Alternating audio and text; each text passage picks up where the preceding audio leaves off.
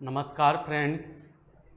पिछले video lecture के दौरान हमने क्रेब्स साइकिल को डिस्कस किया था।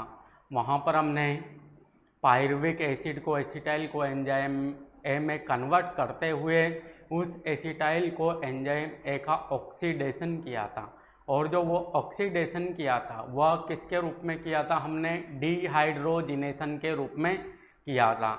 मतलब वहाँ पर जो ऑक्सीकरण किया जा रहा था वह हाइड्रोजन के निष्कासन के द्वारा किया जा रहा था। तो हम यहाँ से एक पॉइंट यह निकाल सकते हैं कि जो रेस्पायरेशन होती है,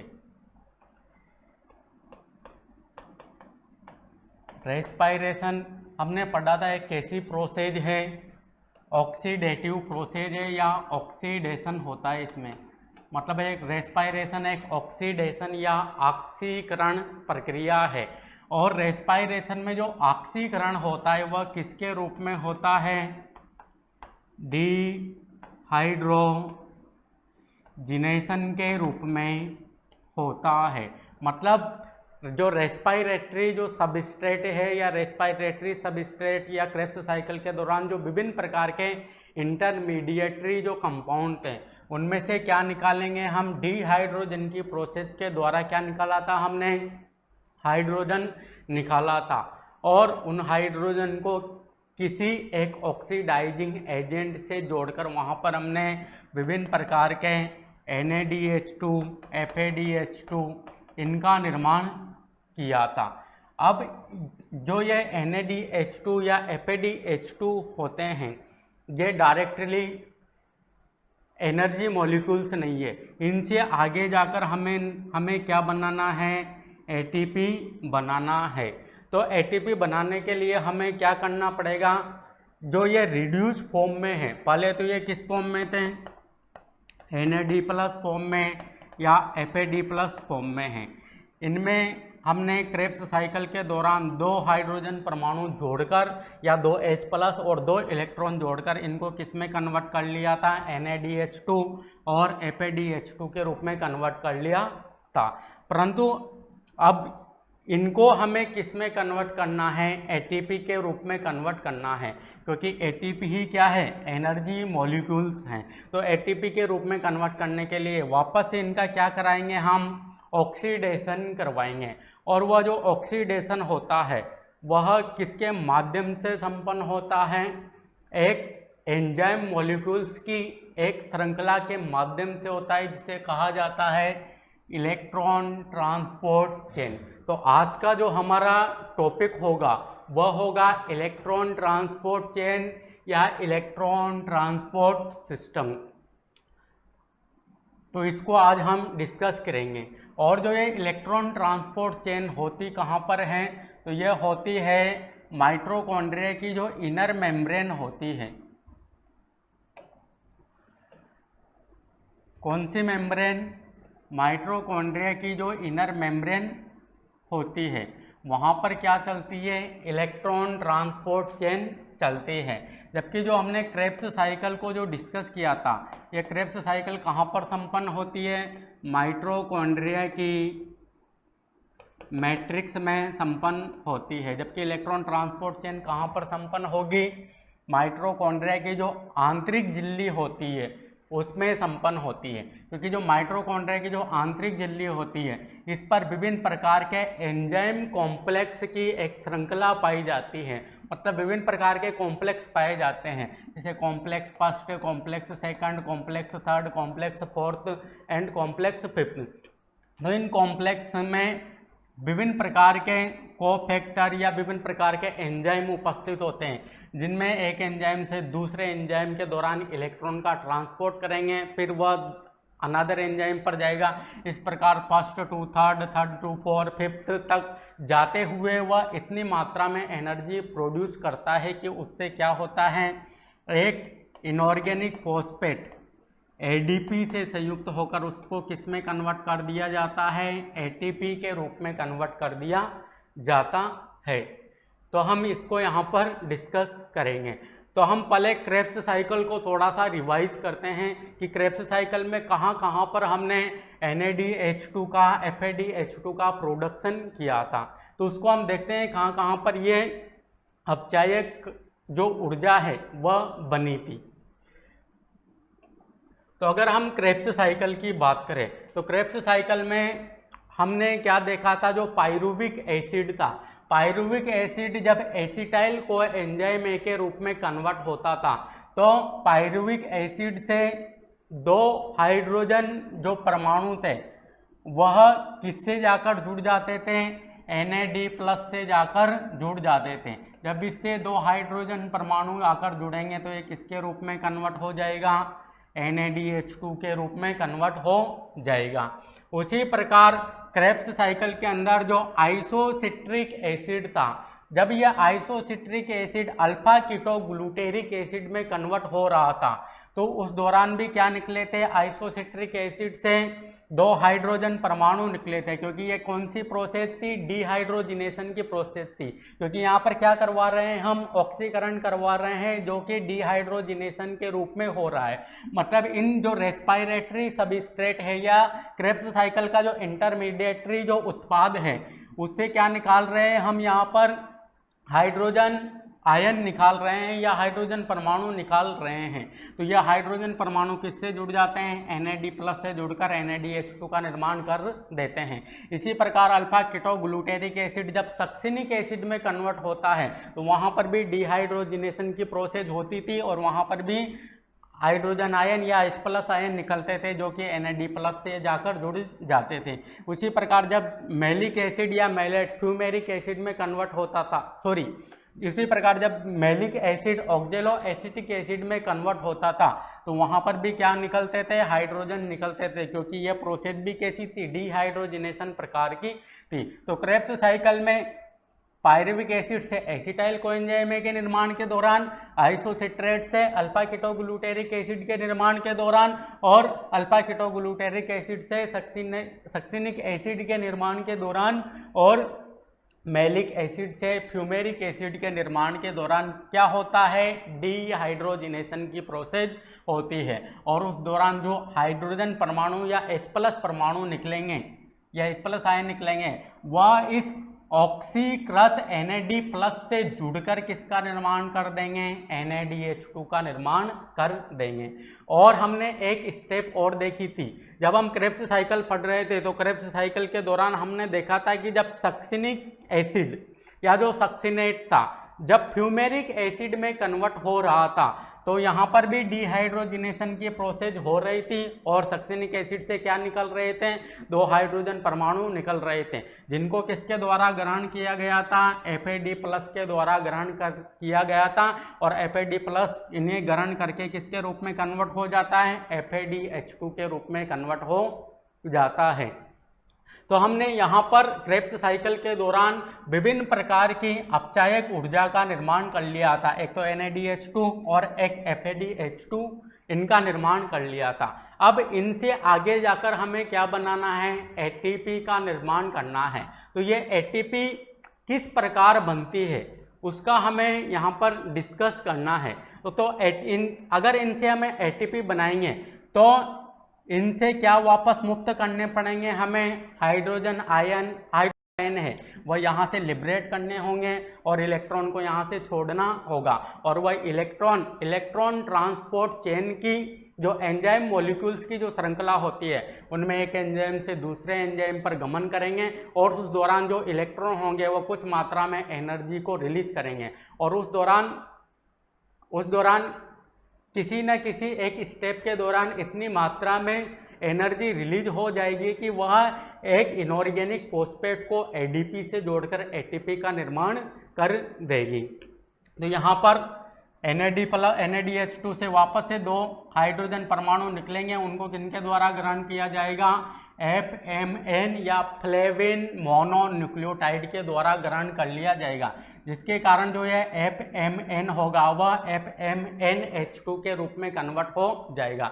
अब ये वापस से हाइड्रोजन जो आयन है इनको रिलीज करेगा, साथ में इससे क्या होंगे, 2 इलेक्ट्रॉन भी यहाँ से रिलीज होंगे और जो ये 2 इलेक्ट्रॉन होंगे वह तो इलेक्ट्रॉन ट्रांसपोर्ट चेन की जो साइटोक्रोम की जो श्रृंखला है या साइटोक्रोम की जो चेन है उसमें गमन करेंगे और गमन करते करते फाइनली कहाँ पर पहुँचेंगे, ऑक्सीजन के पास पहुँचेंगे और ये ऑक्सीजन को इलेक्ट्रॉन दे देंगे। इसी प्रकार यहाँ पर भी जो FADH2 बना है इनसे भी वापस 2 H+ आयन रिलीज होंगे और 2 इलेक्ट्रॉन रिलीज होंगे। यह इलेक्ट्रॉन साइटोक्रोम चेन या इलेक्ट्रॉन ट्रांसपोर्ट चेन में चलेंगे और फाइनली कहाँ पर पहुँचेंगे, ऑक्सीजन तक पहुँचेंगे। और ऑक्सीजन जैसे ही इलेक्ट्रॉन को यहाँ पर प्राप्त करेगा, इलेक्ट्रॉन को प्राप्त करते ही ये किस फॉर्म में आ जाएगा, नेगेटिव या 2- की फॉर्म में आ जाएगा और साथ ही ये H+ आयन के साथ इंटरेक्ट करके क्या बना लेगा, यहाँ पर वाटर मॉलिक्यूल्स का निर्माण कर लेगा। तो इस प्रकार हमने जब रेस्पायरेशन की जो रिएक्शन लिखी थी तो वहाँ पर क्या बनाया था, वाटर बनाया था। तो वाटर किस स्टेप के दौरान बनता है, इलेक्ट्रॉन ट्रांसपोर्ट चेन के दौरान वाटर मॉलिक्यूल्स का फॉर्मेशन होता है। तो हम जो इलेक्ट्रॉन ट्रांसपोर्ट चेन है इसको भी हम समझ लेते हैं। तो इलेक्ट्रॉन ट्रांसपोर्ट चेन मैंने बताया कि एंजाइम मॉलिक्यूल्स की एक श्रृंखला होती है या साइटोक्रोम मॉलिक्यूल्स की एक श्रृंखला होती है जो कि कहाँ पर पाई जाती है, माइटोकॉन्ड्रिया की आंतरिक झिल्ली पर पाई जाती है। तो उसको देखते हैं उसमें कौन कौन से कॉम्प्लेक्स उपस्थित होते हैं। तो अगर हम इलेक्ट्रॉन ट्रांसपोर्ट चेन की बात करें तो इलेक्ट्रॉन जो ट्रांसपोर्ट चेन होती है ये मान लीजिए ये माइटोकॉन्ड्रिया की इनर मेम्ब्रेन है।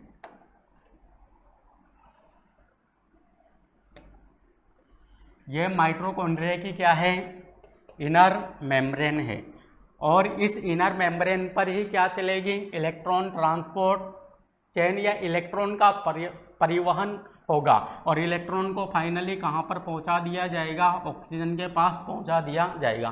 तो इस इलेक्ट्रॉन ट्रांसपोर्ट चेन में क्या क्या होता है, तो इस इलेक्ट्रॉन ट्रांसपोर्ट चेन की बात करें तो इसमें 5 कॉम्प्लेक्स पाए जाते हैं। एक तो कॉम्प्लेक्स फर्स्ट, एक कॉम्प्लेक्स सेकंड, एक कॉम्प्लेक्स थर्ड और एक कॉम्प्लेक्स फोर्थ और एक यहाँ पर कॉम्प्लेक्स फिफ्थ पाया जाता है। जो कॉम्प्लेक्स फर्स्ट होगा इसे कहेंगे NADP डिहाइड्रोजिनेज कॉम्प्लेक्स या NADH2 या NADH डिहाइड्रोजिनेज कॉम्प्लेक्स। जो कॉम्प्लेक्स सेकंड होगा इसे कहेंगे succinic acid dehydrogenase complex, succinic acid dehydrogenase complex. जो कॉम्प्लेक्स थर्ड होगा इसका और अनदर नेम होगा और जो कॉम्प्लेक्स फोर्थ होगा इसका भी और अनदर नेम होगा और जो कॉम्प्लेक्स फिफ्थ होगा उसे कहेंगे हम ATP सिंथेटेज। और जो ATP सिंथेटेज जो कॉम्प्लेक्स होता है या कॉम्प्लेक्स फिफ्थ होता है यही ATP का निर्माण करने के लिए रिस्पॉन्सिबल होता है।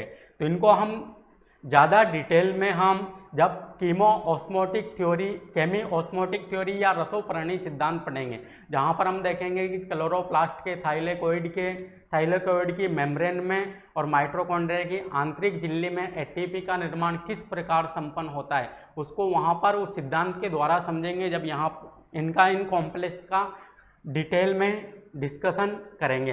तो हम अभी यहाँ पर एक सीधा सा पॉइंट समझते हैं कि जो इलेक्ट्रॉन ट्रांसपोर्ट चेन होती है ये माइटोकॉन्ड्रिया की इनर मेम्ब्रेन पर संपन्न होती है और यहाँ पर इलेक्ट्रॉन ट्रांसपोर्ट चेन में 5 कॉम्प्लेक्स होते हैं जिनमें से जो कॉम्प्लेक्स सेकंड होता है ये हमारे यहाँ पर किसी काम का नहीं है क्योंकि कॉम्प्लेक्स जो सेकंड होता है इनमें इलेक्ट्रॉन नहीं जाएंगे। इलेक्ट्रॉन कहाँ कहाँ पर प्रवाह होंगे, एक तो कॉम्प्लेक्स फर्स्ट में, फिर कॉम्प्लेक्स थर्ड में, कॉम्प्लेक्स फोर्थ में और फाइनली कॉम्प्लेक्स फिफ्थ से होते हुए वो ऑक्सीजन मॉलिक्यूल्स के पास पहुँच जाएंगे। तो कॉम्प्लेक्स सेकंड हमारे काम का क्यों नहीं है, क्योंकि हमने जब क्रेब्स साइकिल पढ़ी थी तो वहाँ पर देखा था कि जो सक्सिनिक एसिड था, सक्सिनिक एसिड जब फ्यूमेरिक एसिड में कन्वर्ट हो रहा था तो वहाँ पर हमने कौन सा एंजाइम यूज किया था, succinic acid dehydrogenase enzyme use किया था। तो यहाँ पर वहाँ पर यही एंजाइम था जो सक्सिनिक एसिड को फ्यूमेरिक एसिड में कन्वर्ट कर रहा था।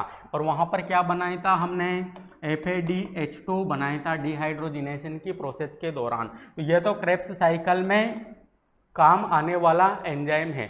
हमने वहाँ पर एक पॉइंट डिस्कस किया था कि जो क्रेब्स साइकिल होती है वो माइटोकॉन्ड्रिया के मैट्रिक्स में संपन्न होती है। तो क्रेब्स साइकिल के एंजाइम भी कहाँ पर पाए जाते हैं, माइटोकॉन्ड्रिया के मैट्रिक्स में ही पाए जाते हैं।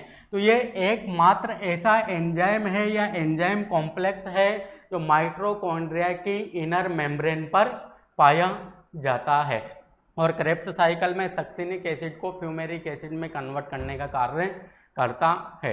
अब हम समझते हैं इलेक्ट्रॉन ट्रांसपोर्ट चेन को। अब इलेक्ट्रॉन ट्रांसपोर्ट चेन में इलेक्ट्रॉन का गमन किस प्रकार होता है और एटीपी का सिंथेसिस किस प्रकार होता है, इसको हम देखते हैं। तो अगर इलेक्ट्रॉन ट्रांसपोर्ट चेन की बात करें तो इलेक्ट्रॉन ट्रांसपोर्ट चेन में क्या होता है, इलेक्ट्रॉन का हम यहाँ पर परिवहन करवाएंगे। तो यहाँ पर देखना, जब सक्सिनिक एसिड फ्यूमेरिक एसिड में कन्वर्ट होगा तो वहाँ पर यहाँ पर डिहाइड्रोजिनेशन की प्रोसेस होगी, जिसके कारण दो हाइड्रोजन परमाणुओं को FAD+ को देकर FADH2 में कन्वर्ट कर देगा। जैसे ही FADH2 से वापस से 2H+ और 2 इलेक्ट्रॉन निकलेंगे, उन इलेक्ट्रॉन को तो किसके द्वारा ग्रहण कर लिया जाएगा, यहाँ पर एक आयरन सल्फर प्रोटीन होता है उसके द्वारा ग्रहण कर लिया जाएगा। क्योंकि यह एंजाइम जो कॉम्प्लेक्स है या एंजाइम मॉलिक्यूल्स की या साइटोक्रोम की जो ये श्रृंखला होती है, ये इसमें जो आयरन होगा वह एक यहाँ पर प्रोस्थेटिक ग्रुप के रूप में पाया जाएगा, क्योंकि एंजाइम के साथ क्या जुड़ा हुआ है, यहाँ पर आयरन जुड़ा हुआ है। इसी कारण इस आयरन को यहाँ पर क्या मान सकते हैं हम, एक प्रोस्थेटिक ग्रुप मान सकते हैं।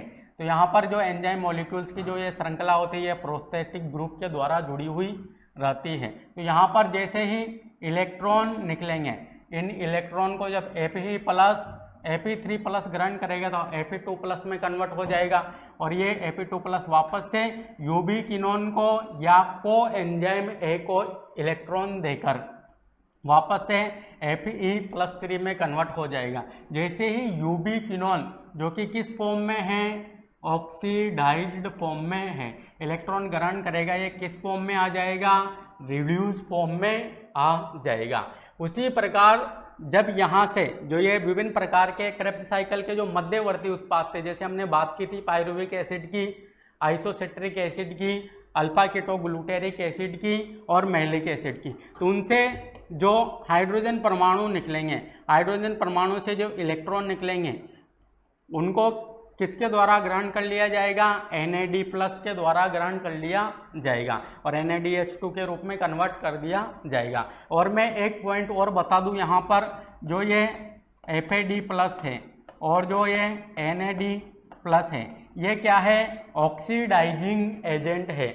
और ऑक्सीडाइजिंग एजेंट है तो इनसे हम क्या जोड़ सकते हैं, इलेक्ट्रॉन और H+ जोड़ सकते हैं, जिसके कारण ये अपचायक एजेंट में या अपचायक कारक में कन्वर्ट हो सकते हैं या कन्वर्ट हो जाते हैं।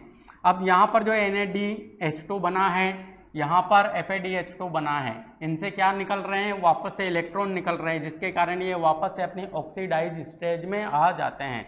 और इनसे जैसे ही इलेक्ट्रॉन निकलता है, ये इलेक्ट्रॉन किसके द्वारा ग्रहण कर लिया जाता है, FMN के द्वारा, इस FMN के द्वारा ग्रहण कर लिया जाएगा और ये इलेक्ट्रॉन को ग्रहण करके और हाइड्रोजन आयन को ग्रहण करके FMNH2 के रूप में कन्वर्ट हो जाता है। उसी प्रकार यहाँ पर इलेक्ट्रॉन को ग्रहण करके यूबिक्विनोन रिड्यूस हो जाता है। फिर FMNH2 से वापस से इलेक्ट्रॉन निकलेंगे और इन इलेक्ट्रॉन को Fe+3 ग्रहण करके Fe+2 में कन्वर्ट हो जाएगा और वापस से ये वापस इन इलेक्ट्रॉन को निकाल देगा, जिसके कारण जो यूबिक्विनोन ऑक्सीडाइज फॉर्म में था वह किसके रूप में कन्वर्ट हो जाएगा, रिड्यूस फॉर्म में कन्वर्ट हो जाएगा। और यहाँ पर एक पॉइंट और बता देता हूँ मैं, यहाँ पर या तो हम यूबिक्विनोन भी लिख सकते हैं या को एंजाइम Q भी लिख सकते हैं। तो जो इलेक्ट्रॉन ट्रांसपोर्ट जो चेन होती है, ये या तो यूबिक्विनोन के द्वारा जुड़ी हुई रहती है या को एंजाइम Q के द्वारा जुड़ी हुई रहती है। अब जो ये यूबिक्विनोन जो ऑक्सीडाइज हुआ है, ये यूबिक्विनोन जो यहाँ पर रिड्यूस हुआ है ये वापस से इलेक्ट्रॉन को किसको दे देता है, साइटोक्रोम बी को दे देता है। और साइटोक्रोम बी जो एंजाइम कॉम्प्लेक्स एंजाइम है, इसका जो प्रोस्टेटिक ग्रुप है Ap+2 है, वह किस में कन्वर्ट हो जाएगा, वापस जो Ap+3 है वह Ap+2 में कन्वर्ट हो जाएगा। और वापस से जब ये इलेक्ट्रॉन साइटोक्रोम सी को देगा तो Ap+3 में कन्वर्ट हो जाएगा। तो इस प्रकार इलेक्ट्रॉन का ट्रांसपोर्ट साइटोक्रोम बी से साइटोक्रोम सी की ओर, साइटोक्रोम सी से साइटोक्रोम ए की ओर, साइटोक्रोम ए से साइटोक्रोम A3 पर होता है। फिर साइटोक्रोम A3 से इलेक्ट्रॉन को किसको दे दिया जाएगा, ऑक्सीजन मॉलिक्यूल्स को दे दिया जाएगा। और ऑक्सीजन मॉलिक्यूल इलेक्ट्रॉन को ग्रहण करेगा और थोड़े बहुत मात्रा में हाइड्रोजन परमाणुओं को ग्रहण करके ये वाटर के रूप में कन्वर्ट हो जाएगा। अब इसमें देखते हैं हम ATP कहाँ कहाँ पर बन रहे हैं और कैसे बन रहे हैं। तो जो ये इलेक्ट्रॉन का जो ये ट्रांसपोर्टेशन हो रहा है या इलेक्ट्रॉन का जो ये परिवहन हो रहा है, तो परिवहन के दौरान इलेक्ट्रॉन कुछ मात्रा में एनर्जी को उत्सर्जित करता है और कुछ जगहों पर इस एनर्जी की वैल्यू इतनी होती है कि यह एक ADP से एक इनऑर्गेनिक फॉस्फेट को जोड़कर उसे ATP के रूप में कन्वर्ट कर देता है। और इलेक्ट्रॉन ट्रांसपोर्ट चेन की 3 स्टेप के दौरान यह प्रोसेस या यह प्रक्रिया संपन्न होती है। तो इनको देखते हैं कहाँ कहाँ पर ATP बनता है। तो जब NADH2 FMN को इलेक्ट्रॉन देता है तो उस दौरान इतनी मात्रा में एनर्जी रिलीज होती है कि एक ADP से इनऑर्गेनिक फॉस्फेट को जोड़कर उसे ATP के रूप में कन्वर्ट कर देती है। तो एक ATP का निर्माण तो यहाँ पर हो जाएगा। उसी प्रकार जब साइटोक्रोम B से साइटोक्रोम C को इलेक्ट्रॉन ट्रांसपोर्ट होता है तो उस दौरान इतनी मात्रा में एनर्जी रिलीज होती है कि वह एक ADP से एक इनऑर्गेनिक फॉस्फेट को जोड़कर यहाँ पर ATP का निर्माण कर देगी। उसी प्रकार जब साइटोक्रोम A से साइटोक्रोम C को, साइटोक्रोम A से साइटोक्रोम A3 को इलेक्ट्रॉन ट्रांसपोर्ट होता है तो उस दौरान भी एक ADP से एक इनऑर्गेनिक फॉस्फेट जुड़कर ATP का निर्माण कर देगा। तो हम यहाँ पर यह देख सकते हैं कि 2 है, इसके द्वारा कितनी ATP का निर्माण कर दिया जा रहा है। एक ATP तो यहाँ पर बन रही है, दूसरी ATP यहाँ पर बन रही है, तीसरी ATP यहाँ पर बन रही है। तो एक NADH2 से तो कितनी ATP बनती है, लगभग 3 ATP का निर्माण होता है। जबकि यहाँ पर जो ये FADH2 है इससे कितनी ATP बनेगी, तो FADH2 से इलेक्ट्रॉन यहाँ पर आ रहे हैं, यूबिक्विनोन रिड्यूस हो रहा है। इसके बाद कितनी ATP बन रही है, भाई इलेक्ट्रॉन इधर तो जाएंगे नहीं, आगे ही जाएंगे। तो इससे कितनी ATP बन रही है, एक ATP यहाँ पर बन रही है, एक ATP यहाँ पर बन रही है। तो FADH2 से जो ATP बनती है वह कितनी बनती है, 2 ATP का निर्माण होता है। तो NADH2 से 3 ATP बनेगी, FADH2 से 2 ATP का निर्माण होगा। और ये इलेक्ट्रॉन ट्रांसपोर्ट चेन में या इसमें जो साइटोक्रोम मॉलिक्यूल्स की जो ये श्रृंखला है इसमें प्रोस्टेटिक ग्रुप के रूप में आयरन पाया जा रहा है। और यहाँ पर जो FADH2 है यह इलेक्ट्रॉन ट्रांसपोर्ट चेन से किसके द्वारा जुड़ा हुआ है, या तो यूबिक्विनोन के द्वारा या कोएंजाइम ए के द्वारा, कोएंजाइम Q के द्वारा जुड़ा हुआ रहता है। तो इस प्रकार इलेक्ट्रॉन ट्रांसपोर्ट चेन में या साइटोक्रोम मॉलिक्यूल्स की श्रृंखला में विभिन्न साइटोक्रोम के ऑक्सीडेशन के दौरान जो ये ATP का जो ये निर्माण हो रहा है इसे ही क्या कहा जाता है, फॉस्फोराइलेशन कहा जा रहा है या ऑक्सीडेटिव फॉस्फोराइलेशन।